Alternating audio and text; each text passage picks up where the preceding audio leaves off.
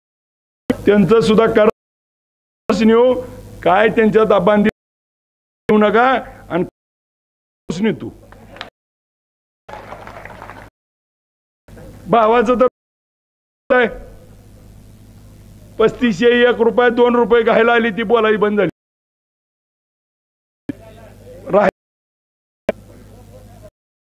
मतदारसंघात त्यांनी आपल्यावरती बोललं जात. आज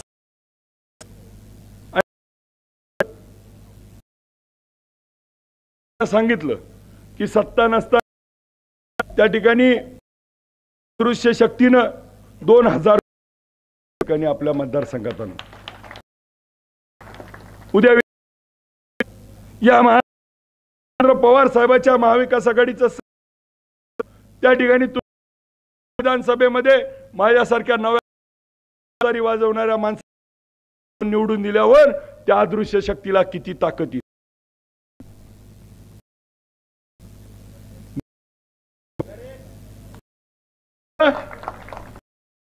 पण काय बोलावं काय नाही वेगळ्या लोक नेत आहेत.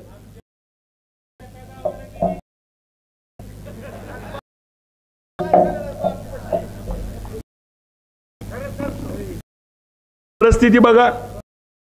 मला आपल्याला या निमित्ताने विचारायचंय, मोदींनी एक विषय काढला की आपल्या नदीचं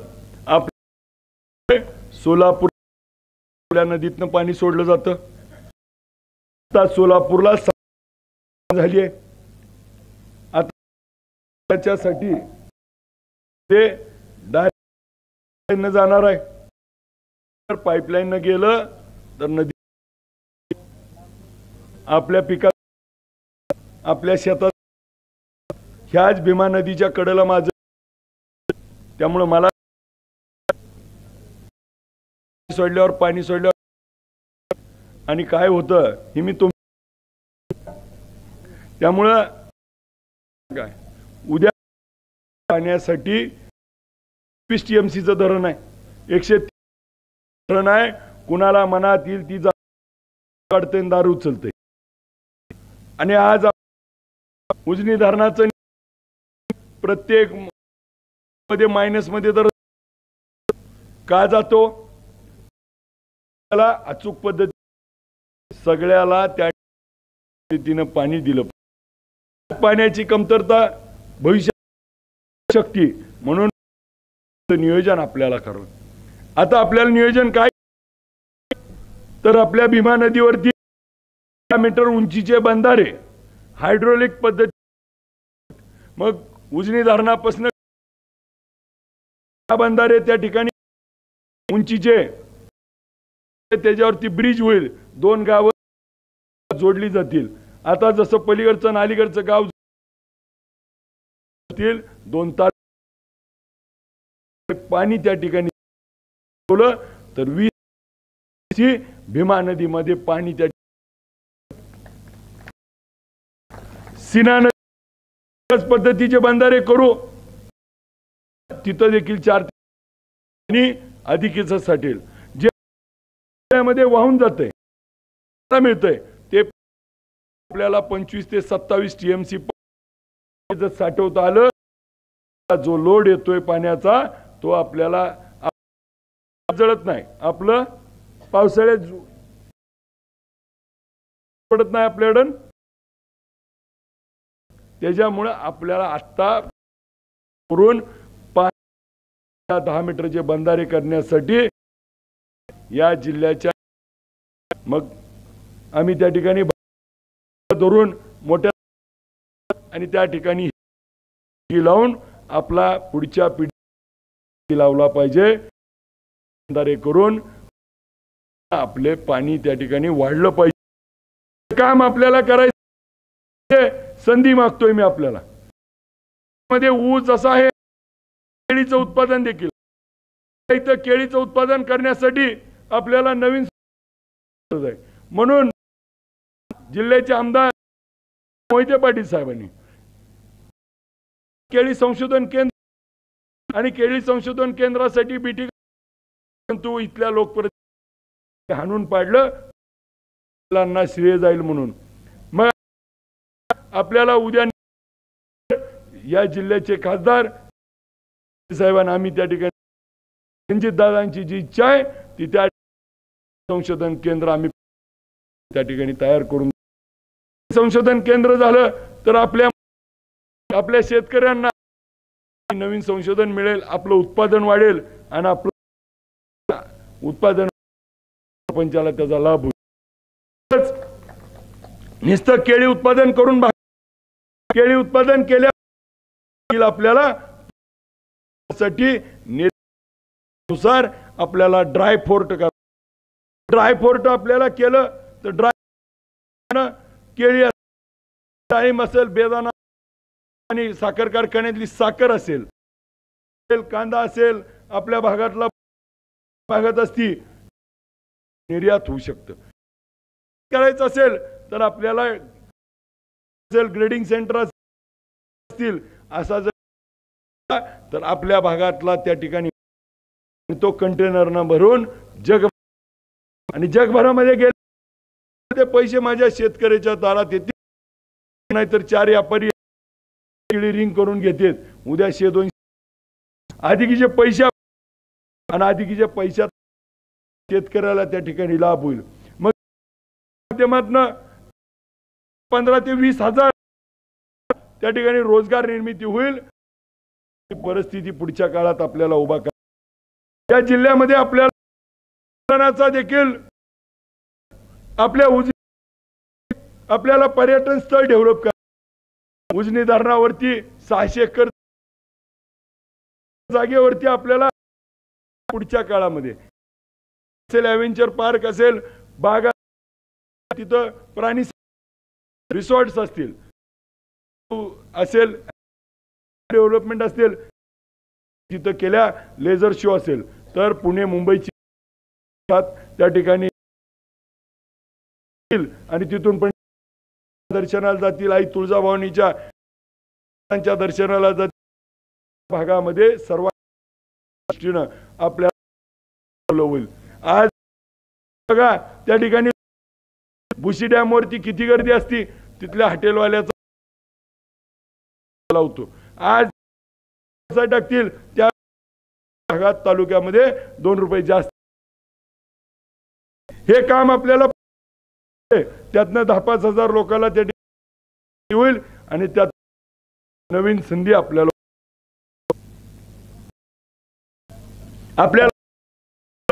पर्यटन असताना आपल्याला आता की बापू 14 शिक्षणाची अडचण का तर त्या दादांनी संस्था या परिसरात केल्यात. आपण बघितलं कॉलेज नाही डिग्री कॉलेज त्या भागामध्ये आज मुलं बाहेरच्या जिल्ह्यात जावं लागतंय आणि मग विद्यार्थिनी भगिनी शिक्षण म्हणून थांबवावं लागतं. इथं अकलूजला तुम्ही तर तुमच्याकडे सोनोग्राफी बघायला मध्ये सोनोग्राफी MRI होत नाही. साधं डायलिसिस एखाद्याला अटॅक आला एंजियोप्लास्टी होत नाही. पंढरपूरला, सोलापूरला नाही तर बार्शीला त्या ठिकाणी जीव सोडतोय. त्या ठिकाणी विकास झालाय काय हो? त्या भागाचा विकास झाला. आज आपल्याला त्या साहेबांनी बोलवून तिकीट या माड्याच्या आणि आमदाराचे पुत्र पण उभा आहे. दिदी 31 वेळा पाणी, 335 वेळा पाणी या माडा तालुक्यातलं सगळ्यात उजनी धरण आहे त्या तालुक्याला आज पाणी. आणि मग 30 वर्ष आज माड्या चिलार उगवलंय. रेल्वे स्टेशन माड्याच्या तशी माड्यामध्ये फक्त इकडचं आणि तिकडचं सांगितलं, ऊसाच्या दबावाची त्या ठिकाणी लोकांना ठेवलं. हे चित्र बदल चॅलेंज कुणाला केलं?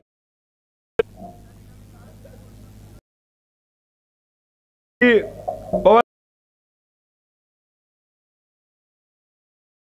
की आम्ही कुणाच्या मेहरबानीवर नाही तिकीट तर आम्ही अपक्ष कुणाला चॅलेंज साहेबांना एवढी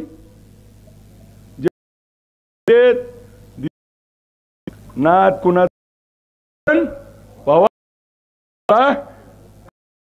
नाथ पवार साहेबाचा पवार साहेब 17 येऊन यांचा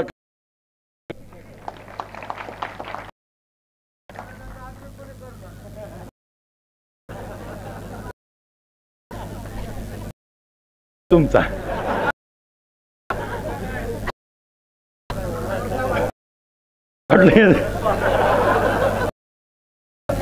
बघा त्यांना कळे ना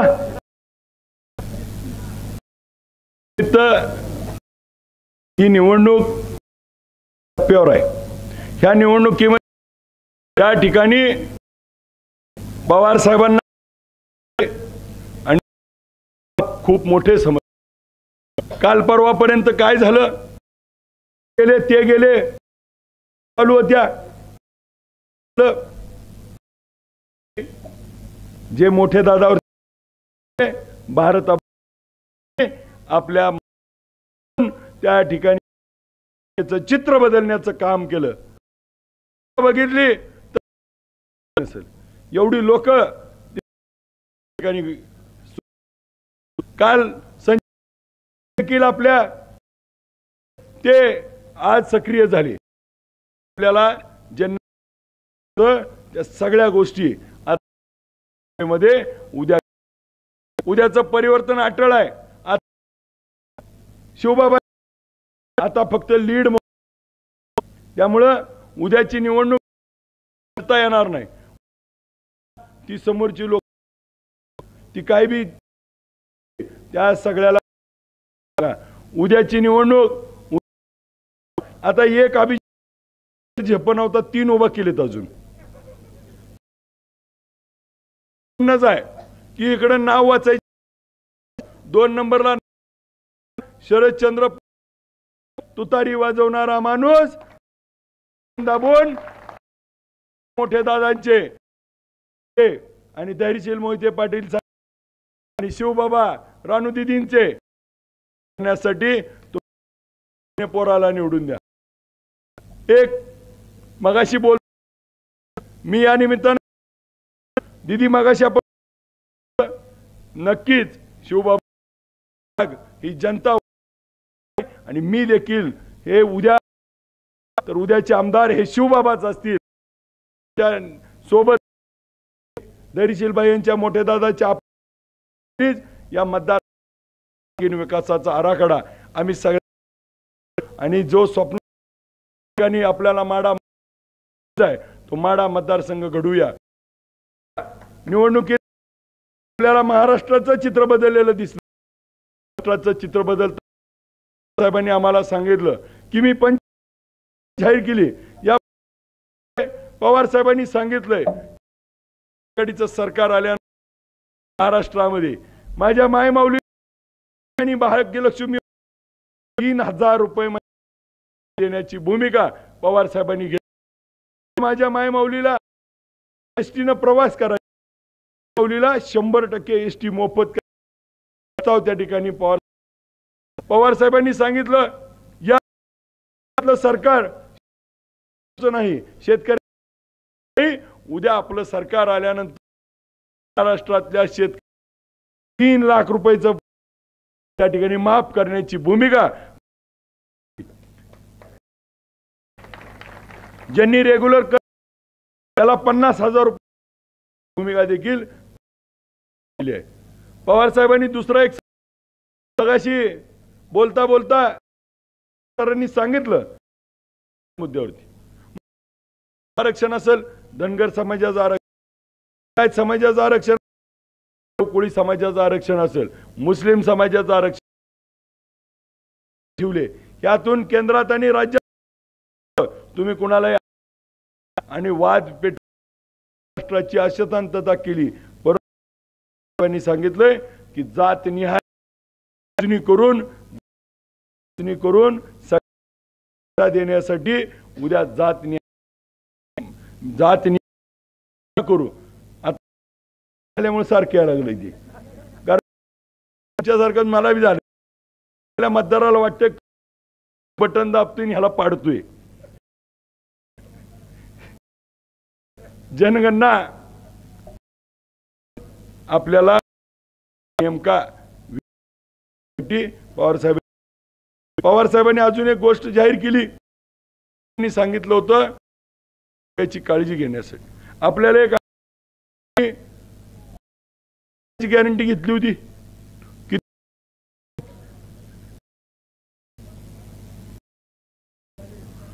आता पवार साहेब उद्या तुमचे लोक असतील, 8 लोक असतील, कुणालाही झाला, काही दवाखान्याची वेळ आली, 25 लाख रुपयापर्यंतचा मोफत त्या ठिकाणी आरोग्याच्या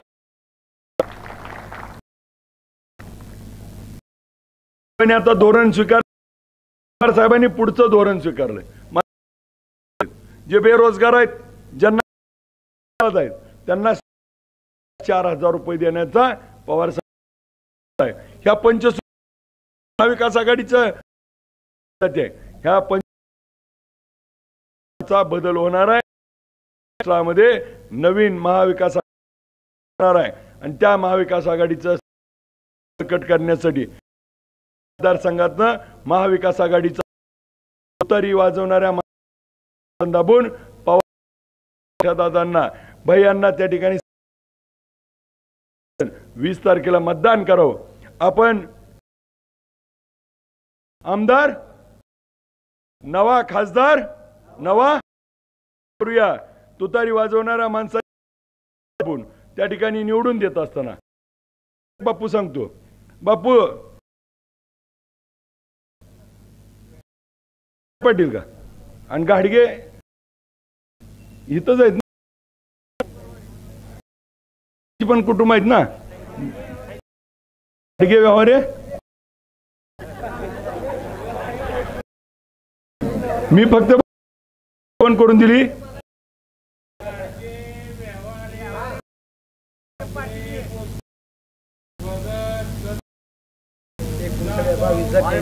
नाही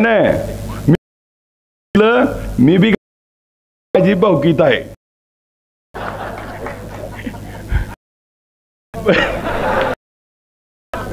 मला सांगायचा उद्देश एवढा, ही मला म्हणती म्हणून फक्त सांगितलं माझी भावकी आहे. उद्याच्या 20 तारखेला आशीर्वाद देऊन त्या ठिकाणी लगे केला देऊन मोठ्या दादांचे, बाळदादांचे, नरीशील भाईयांचे हात मतदारसंघाच्या सर्वांगीण मायासारख्या का मोठ्या दादा आपण देखील मतदान रूपी आशीर्वाद करण्याची संधी द्यावी करून थांबतो. जय हिंद, जय महाराष्ट्र.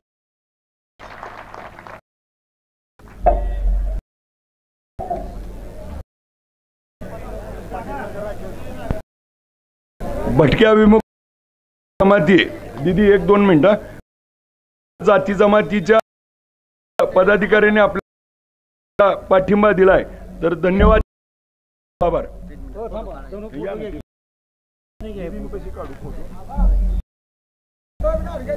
धन्यवाद आबा. एक विचार माननीय साहेब यांच्या विचारानं व खाली व मोहिते पाटील आपण हातात घेऊन त्याचा असंच आपलं कर्तृत्व राहो व येणाऱ्या 20 ही सर्व समोरील जनता समुदाय आपली तुतारी वाजवणारा माणूस बटन दाबून